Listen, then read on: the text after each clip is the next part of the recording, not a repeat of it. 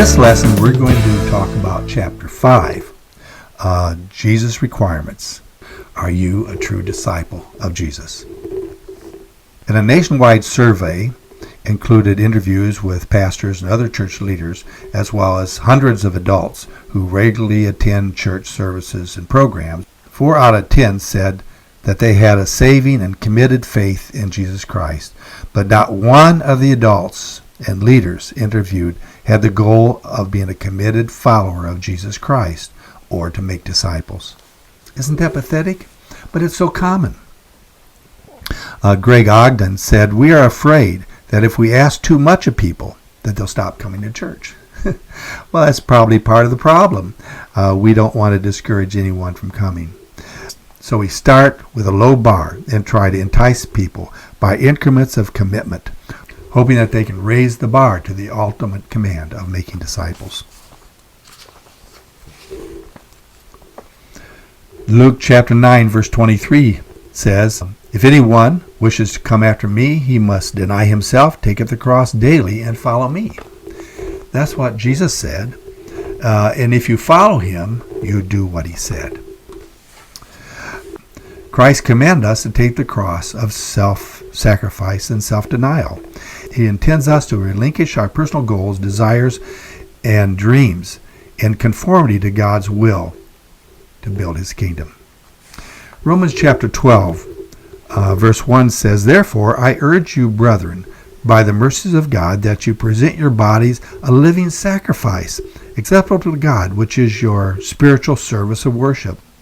So in this case, he clearly illustrates that the kind of sacrifice that we are to present is not a sacrifice, but it's a living sacrifice. First of all, to be a disciple, Jesus must take first place. It's absolutely imperative. Jesus must take first place in our life. In Luke 14, 26 and 27, Jesus said, "If anyone comes after me and does not hate his father and his mother and his wife and children, his brothers and sisters, and even his own life, he cannot be my disciple." So if you want to be a disciple of Jesus, you have to put Jesus Christ first place in your life. I'd like to tell you a story I call My Tale of Two Cities.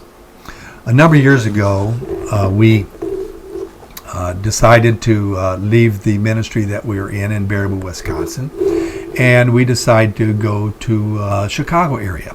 And we went to a church in Joliet. Joliet was a very well-to-do church. My pay would have been very good, and that would be my ministry there. And on my way, though, I had made a promise to a friend of mine that I'd stop by and see his ministry. It was called Inner City Impact. So I stopped in Chicago, just planning on taking a passing look, and I took a tour of the ministry there. And God so gripped my heart that we decided that that's where he wanted us to go. We didn't even go on to Joliet, but we began raising missionary support so that we could serve in the inner city of Chicago. It just so happened it was a terrible neighborhood.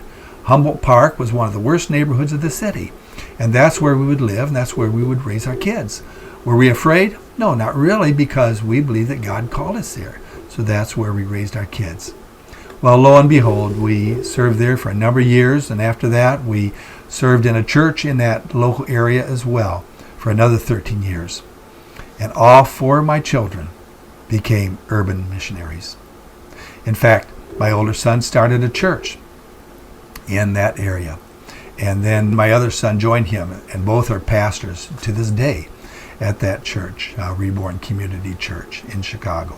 And then my oldest daughter, her husband decided to pastor, and he was getting ready to pastor in the inner city area when he passed away. So he wasn't able to fulfill that ministry, but my daughter and her family still live in that area and serve God there. And then my youngest daughter married a young man who decided to become a pastor also in that area of Chicago. What a great blessing to not only serve God in a difficult community, but to have your children do it as well. Secondly, to be a disciple of Jesus, he must take first place. And if he takes first place in your life, it's amazing what he can do through you and through your children. To be a disciple of Jesus Christ requires commitment and sacrifice. Yes, there was much commitment and much sacrifice in our ministry there, but it was rewarding and it was worthwhile. Counting the cost of being a disciple of Jesus, we must first count what it will cost if we choose not to be a disciple. Brothers and sisters, think of that. If you choose not to serve him as his disciple, and he commanded you to do this, and you decide not to do that, you will suffer loss at the judgment seat of Christ because you disobeyed the command of Christ. One who chooses not to make disciples has chosen not to impact countless numbers of people by disciple making. Then also, to be a disciple of Jesus requires commitment to his teachings. Whose teachings? Of course, the teachings of Jesus. John 8:31, Jesus said, "If you continue my word, then you are truly disciples of mine." To be a disciple of Jesus requires fruit bearing. John 15:16, Jesus said, "You did not choose me, but I have chosen you and appointed you, that you would go and bear fruit, and that your fruit would remain."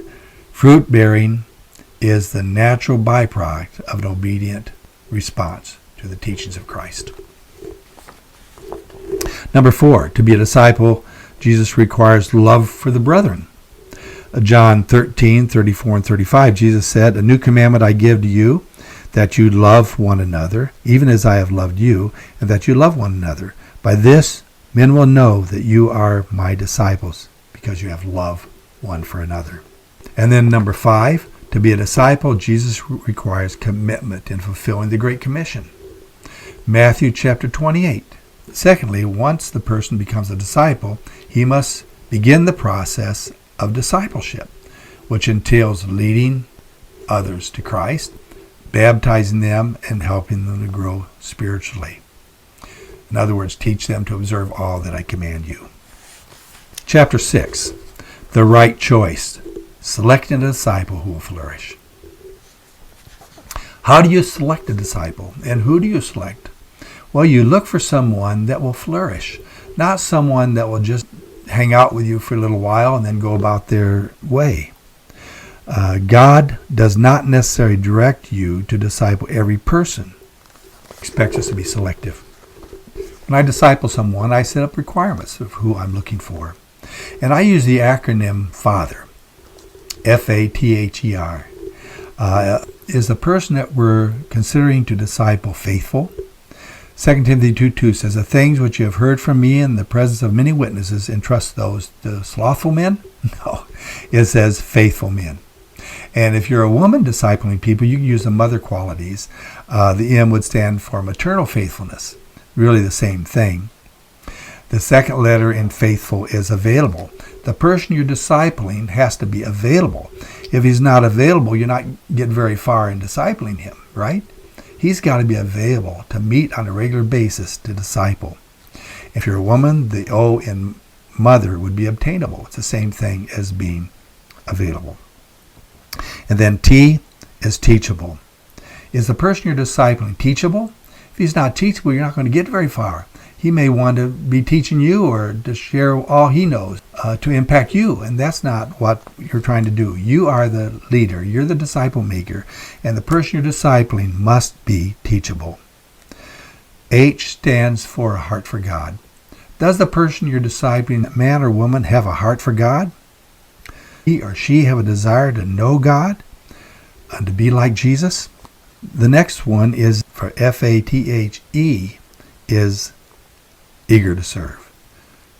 Is the person you're discipling eager to serve? Eager to serve God? Eager to be used God as they serve others. That's so important. That's a tremendous motivation tool, being eager to serve. And that needs to be a quality that the disciple that you're going to disciple has. And then R stands for respect for authority. The person you're discipling has to have respect for authority. First of all, the authority of God, obviously. But secondly, the authority that you have as the disciple maker. He needs to listen to you and listen to what you teach him about what God says and put it into practice.